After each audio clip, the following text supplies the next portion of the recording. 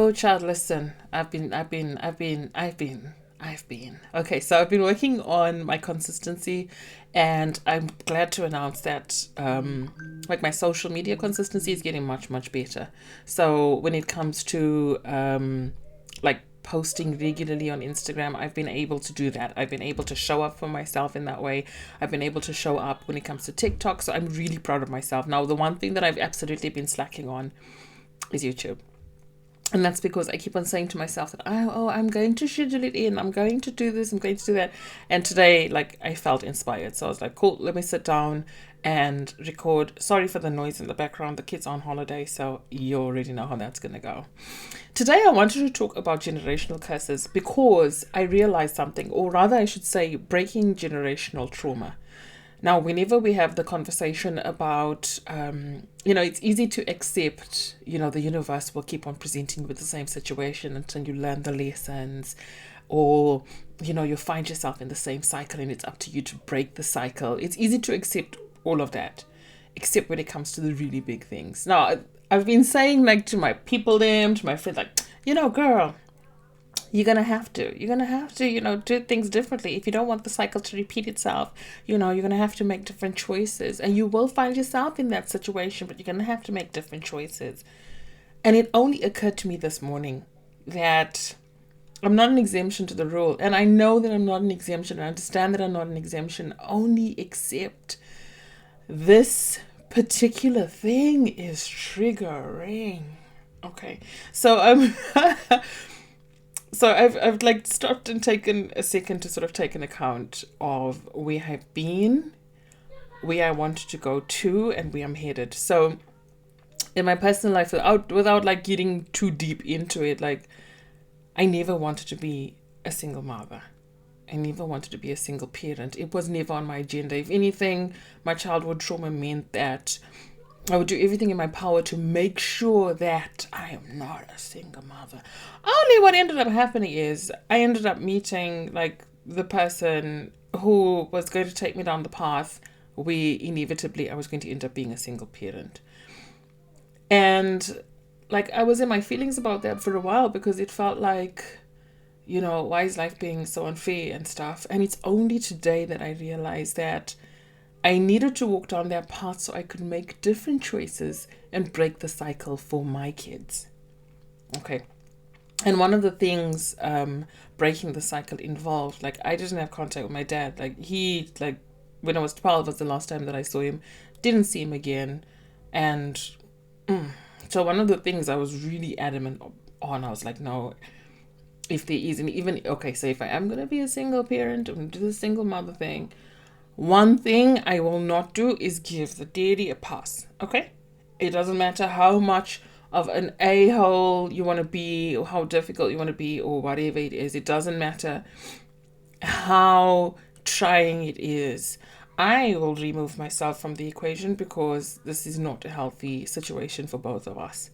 But I will not give you a free pass so that you can remove yourself from the children's lives. And it occurred to me this morning that by, sticking to that and enduring, because I had to endure some stuff, I had to, like, put up with some stuff in the name of making sure that the kids know that you've got your dad, and, being overly accommodating and I feel like it's overly accommodating and overly flexible. But now in retrospect, I understand that it was what I needed in terms of being able to heal a lot of my own childhood traumas with regards to, mother-kids relationships, my own relationship with myself as a woman and a mother.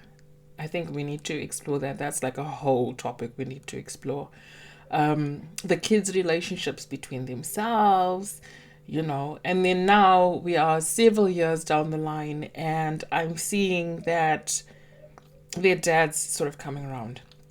Now, the only reason I bring this up is because I finally understand that I needed to walk that path because there's a lot of stuff that I needed to heal so that my daughter doesn't end up falling into the same pattern. You know what I mean? Now my kids understand, yes, okay, cool, mom's done majority of the stuff by herself.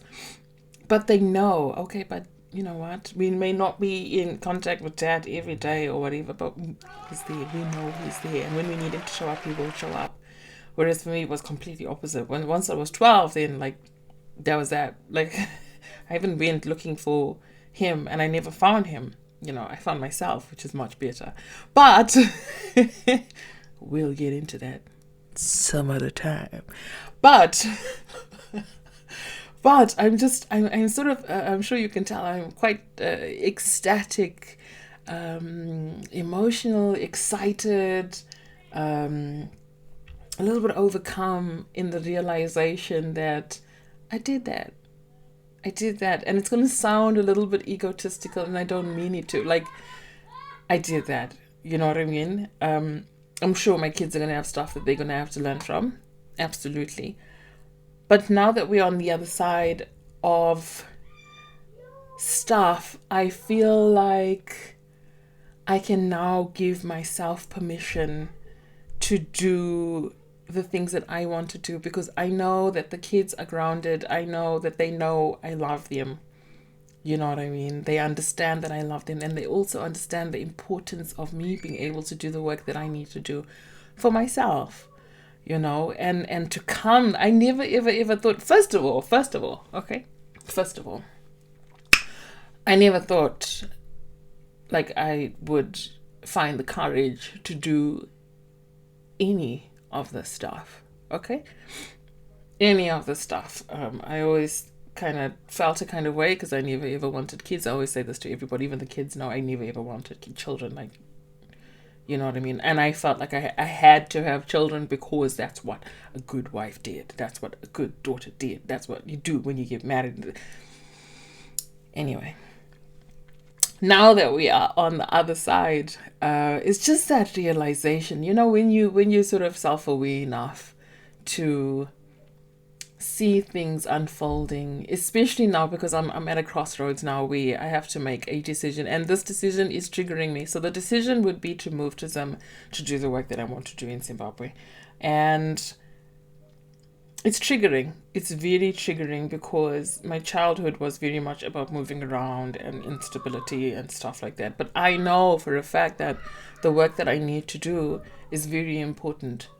You know what I mean? And I know for a fact that this work is life-changing, not just for me, not just for the kids, but for the hundreds of people who will come to use the service, who will come to be surrounded by the love energy and the positive vibes. It's literally life-saving work. So it has to be done, and understand that it has to be done. But at the same time, honey, I'm triggered. I am triggered. And there's all these things going, okay, is this the right decision? Because there's the kids. I don't want to scar the kids. I don't want to do this. And in the back of my mind there's this like resounding, like, you cannot avoid trauma. You know what I mean? There's never any version of me, or there's never any version of existence where the children are not going to feel a kind of way. Because it's part of the human experience. You know what I mean? So there's never going to be a situation where they will come out perfect, unscathed.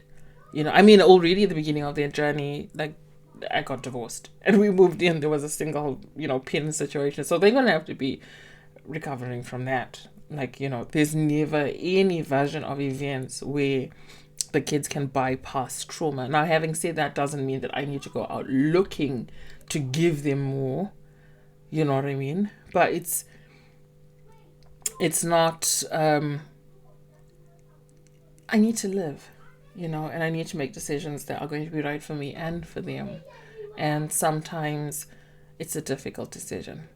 So anyway, we started off by saying the breaking of generational curses or generational trauma is not exempt from the lived experience. You have to go through the things, to work through the things and make different decisions and have different outcomes. What's some of the generational stuff that you've been working on? Have you noticed the pattern? Have you ended up, and this is something I was speaking to my friend about. My friend was like, when I was younger, I really used to make fun and judge people who had loads of kids by different people, and I really had a field day, and here I am. You know, and I was like, you know what? Like, I can relate, my guy. Because me, myself, and I, yeah? I would judge single parents. I'll never. Hey, me, with this clever brain. Hey, I will never be a single parent, ever. Oh, my God.